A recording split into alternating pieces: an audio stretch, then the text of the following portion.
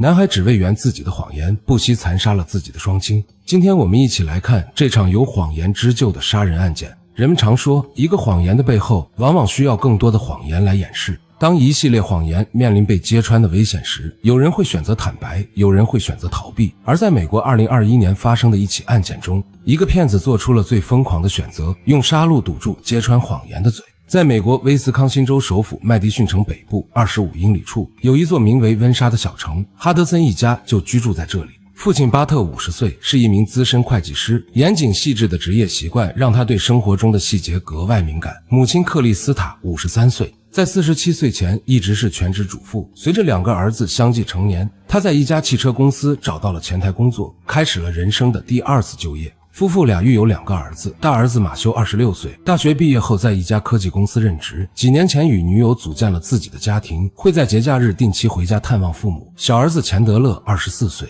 依然与父母同住，在亲友邻居眼中，他绝非啃老的宅男，而是一位前途无量的优秀青年。按照钱德勒的说法，他不仅从麦迪逊技术学院获得了 IT 和管理双学位，求学期间因成绩优异担任过导师助教，斩获多项荣誉，业余时间还兼职游泳教练和海滩义务救生员。毕业后，他顺利入职美国家庭保险公司，担任在线社区经理，因工作可远程完成，才选择继续与父母同住。他常向家人提及，这份工作只是过渡，他的终极目标是进军高科技行业，而当时最热门的火箭制造领域正是他的向往之地。2021年初，钱德勒兴奋地向父母宣布，自己已成功入职著名火箭制造公司 SpaceX， 即将前往加利福尼亚州总部任职。公司已为他妥善安排好住宿、车辆等全部福利，计划6月底携女友一同前往。然而就在出发前夕，钱德勒突然声称自己下楼梯时不慎摔成重伤，脖子和后背受损严重，医生叮嘱数月内不可乘坐飞机，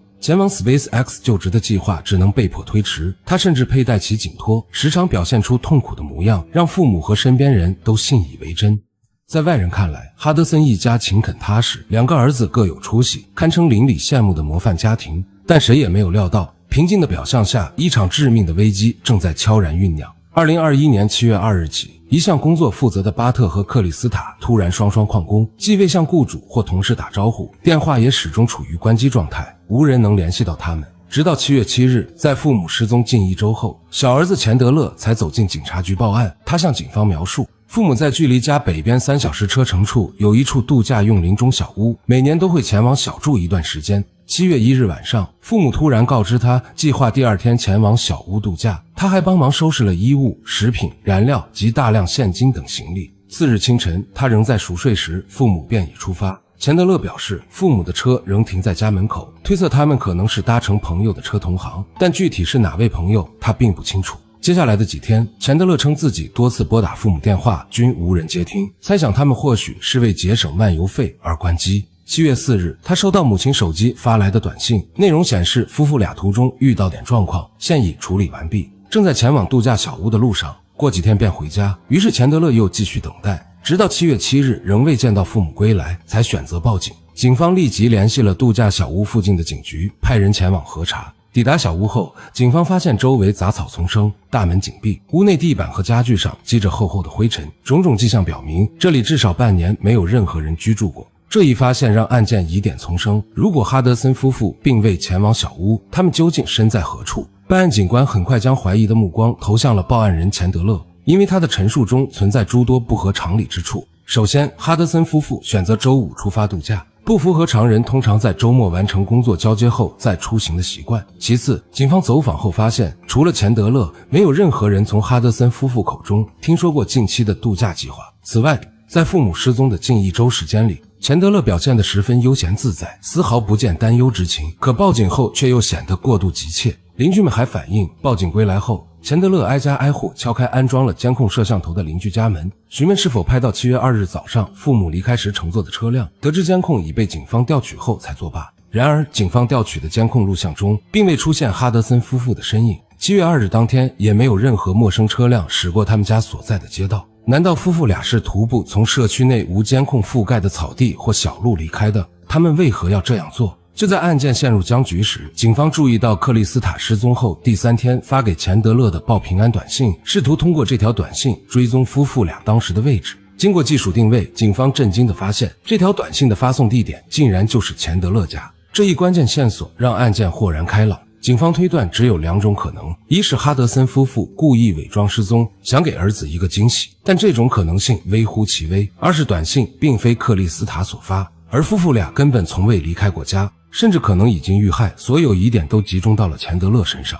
警方随即展开对他的行程调查，亲友们称，钱德勒平日里是典型的宅男，除了所谓的在线工作，其余时间都在打游戏。但从他女友凯森的口中，警方却获得了截然不同的信息。父母失踪后，钱德勒一反常态，连续几天前往距离家很远的地方。7月4日，钱德勒曾与凯森一同前往女方父母的农场，农场内有一个大泳池。凯森回忆，两人在泳池游玩数小时后，钱德勒表示泡水有助于缓解脖子和后背的伤势，询问能否经常来农场泳池泡水。凯森的父母当即应允。几天后，钱德勒独自前往农场使用泳池，凯森的母亲中途前去查看时，发现他并不在泳池中。大约1小时后，才看到他从农场的一片树林里走出，声称自己只是去散步。警方迅速赶往这片树林搜查，很快在一处灌木丛中发现了巴特的部分遗体，仅有躯干、头部、双腿和双手均不翼而飞。从巴特背后的伤口判断，他是被人从身后枪击致死。随后，警方扩大搜索范围，虽未找到巴特遗体的其他部分，却发现了2把带血的手锯、1把剪刀以及一个沾满血迹的垃圾桶。检测结果显示，垃圾桶上的血迹不仅有巴特的，还有他妻子克里斯塔的，这表明克里斯塔大概率也已遭遇不幸，而解开克里斯塔遗体下落之谜的仍是他的女友凯森。凯森回忆，7月3日早上，他本想去找钱德勒，却被对方以有紧急工作任务为由拒绝，让他下午再来。出于好奇，凯森在社交软件 Snapchat 上查看了钱德勒的定位，惊讶地发现他根本不在家，而是在40多英里外的威斯康星河畔一处荒僻地点。当时他以为是 GPS 出错，并未在意，直到警方调查时才想起这一异常情况。警方立刻带着警犬赶往威斯康星河畔的指定地点，很快在一堆乱草中找到了克里斯塔不完整的遗体。与此同时，在农场搜查的警方也有了新的发现，他们在凯森父母农场的谷仓里找到了被藏在几块木板后的来福枪。经核实，这把枪是钱德勒的一位朋友送给他的生日礼物，弹道比对结果证实，这正是杀害哈德森夫妇的凶器。所有证据都指向了钱德勒，警方随即准备实施抓捕。为防止他察觉后逃跑，在等待逮捕令批准期间，警方派出几辆警车将钱德勒的家包围。看到这一情景，钱德勒明显慌了神，他立刻在网络上搜索威斯康星河边发现女尸、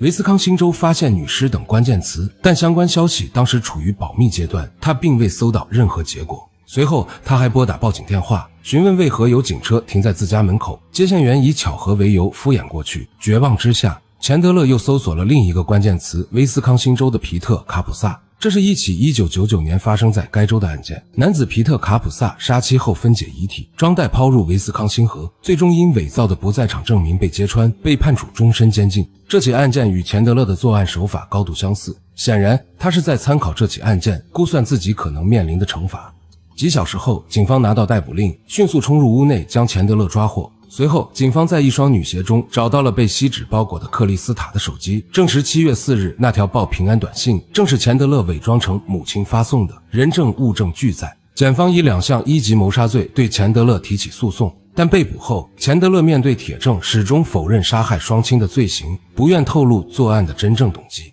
不过警方通过深入调查钱德勒的背景以及巴特遇害当天的手机记录，还原出了最有可能的作案动机。钱德勒的一系列残忍行径只是为了掩盖自己编织多年的谎言。事实上，钱德勒根本不是自己口中那个品学兼优、前途光明的学霸。他确实曾考入大学，但仅就读1个学期后就因多门功课不及格而退学，既没有担任过助教，也没有获得任何学位文凭。所谓的救生员、保险公司在线经理等身份全都是他编造的谎言。几年来，他每天早起后把自己锁在房间里，声称忙于工作，实则一直在通宵达旦地打游戏。为了让谎言显得真实可信，钱德勒注册了多个看似是大学和大公司官方邮箱的账号，给自己发送布置工作、表彰嘉奖的邮件，并不时向父母和朋友展示这些邮件，既打消了他们的怀疑，又能享受他人的赞美。对于自己工作不错却始终拮据的状况，他解释为正在为未来存钱，确定终身奋斗目标前不愿乱花钱。随着谎言越吹越大，终于引起了父亲巴特的怀疑。